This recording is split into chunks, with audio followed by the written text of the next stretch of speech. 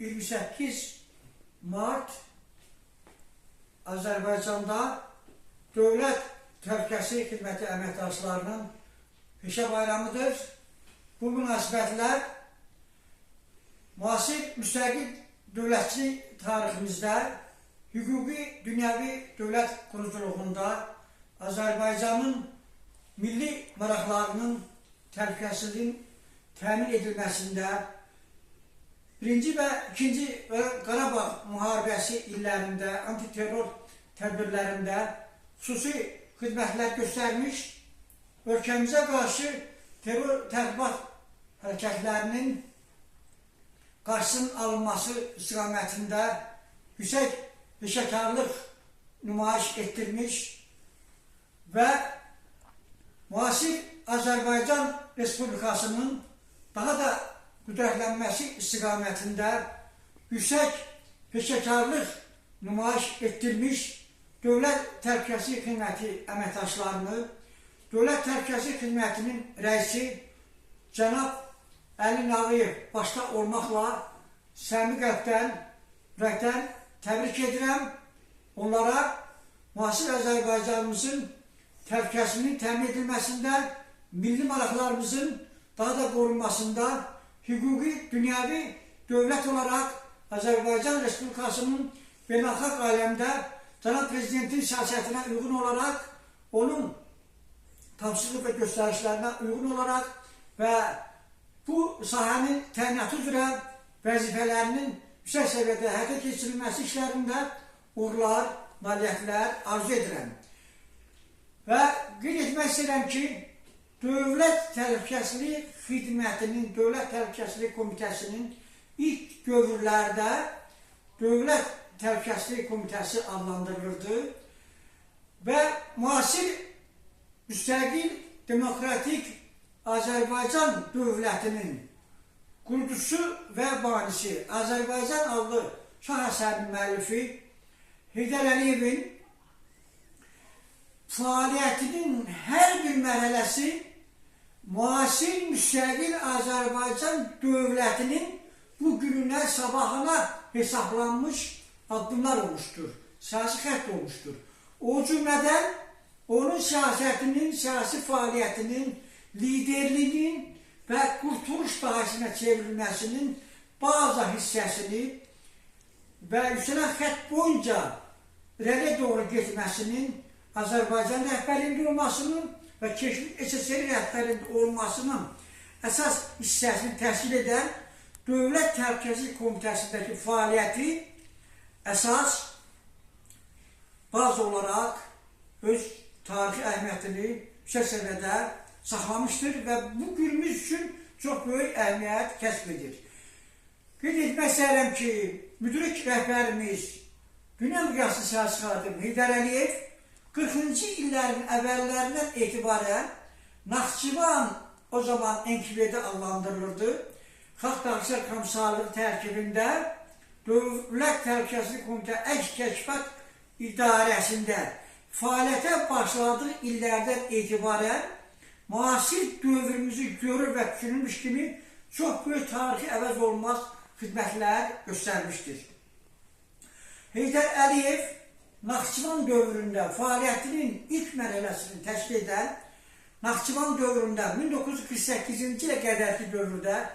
Dövlət Təhlükəsizlik Komitəsində Naxçıvan Dövlət Təhlükəsizlik Komitəsinin hərbi əks kəşfiyyat şöbəsində fəaliyyət göstərmişdir və 48-ci 50-ci illərdə o zamanki Leningrad şəhərində, Moskva şəhərində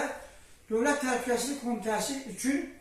yüksək kadrlar hazırlayan ali təhsil məktəblərində, ali təhsil uzaqlarında təhsil almış və 50-ci illərdən Azərbaycan SSR Dövlət Təhlükəsizlik Komitəsinin Əks Kəşfiyyat İdarəsində bölmə rəisi olaraq fəaliyyətə başlamışdır. Qeyd etmək istəyirəm ki, 40-cı illərin əvvəllərində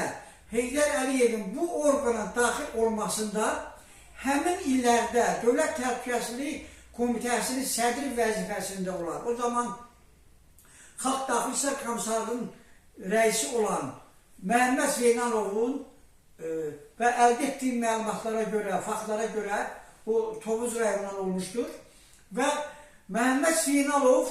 Gənc Heydər Əliyevin siyasi baxışlarına, dünya görüşünə, gələcəyinə çox yüksək qiymət verərək onu Dövlət Təhlükəsizlik Komitəsinin hərbi əks kəşfiyyat şöbəsinə işə qəbul etmişdir. Və sonraki illərdə onun siyasi təfəkkür tərzinin, dünya görüşünün yüksək səviyyədə inkişaf etməsi də Məhəmməd Zeynalovun onun haqqında verdiyi siyasi proqnozları daha yüksəltmişdir, təsdiq etmişdir. Yəni qeyd etmək istəyirəm ki, Heydər Əliyev 1950-ci ildə Azərbaycan Dövlət Təhlükəsizlik Komitəsinin hərbi əks kəşfiyyat şöbəsinə bölmə rəis işləmişdir və 53-cü illərdə SSR dövründə totalitar kommunist rejimi şəraitində Stalinin ölümündən sonra müdrik rəhbərimizin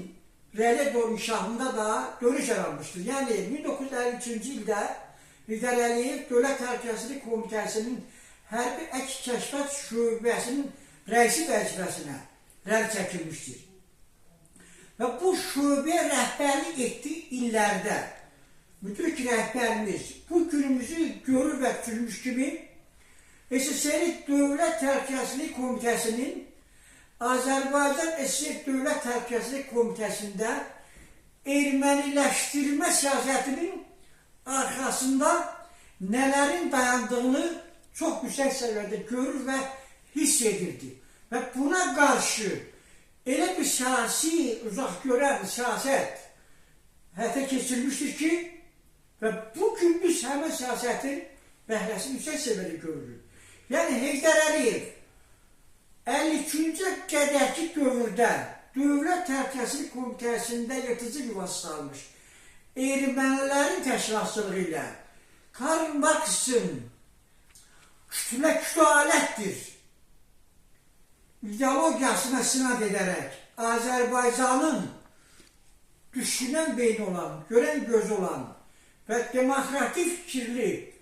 şəxsləri aradan götürülməsi istiqamətində işlər aparılmasının arxasında nələrin dayandığını çox yüksək səviyyədə araşdıraraq, müəyyən edərək bu orqanda Azərbaycanlılaşdırma, milliləşdirmə siyasətini həyata keçirmişdir və eyni zamanda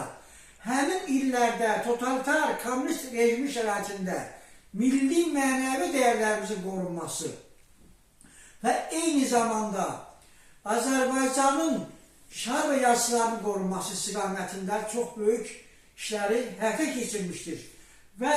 Azərbaycanın qəhrəmanlıq tarixini ləkə yaxmaq üçün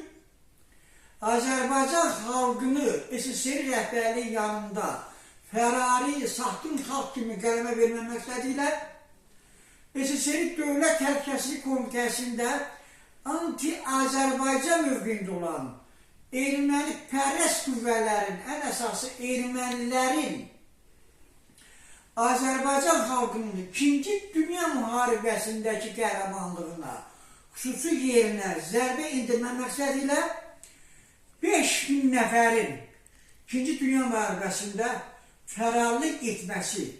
düşmənə işləməsi haqqında və eyni zamanda bununla yanaşı olaraq 2-ci Dünya Müharibəsində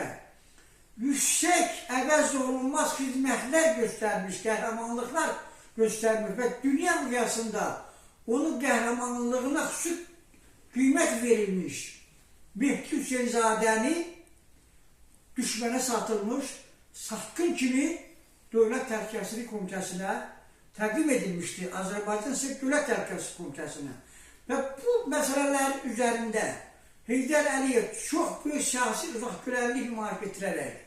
müəyyən etmişdir ki, Mehdi Hüseynzadə düşmən arxasında düşmənə qarşı döyüşmüş və Sovet İttifaqının Alman faşizmi üzərində qələbəsinin əldə edilməsində xüsusi xidmətlər göstərmişdir. Və 5000 nəfərin fərari yox, düşmənə qarşı döyüşmüş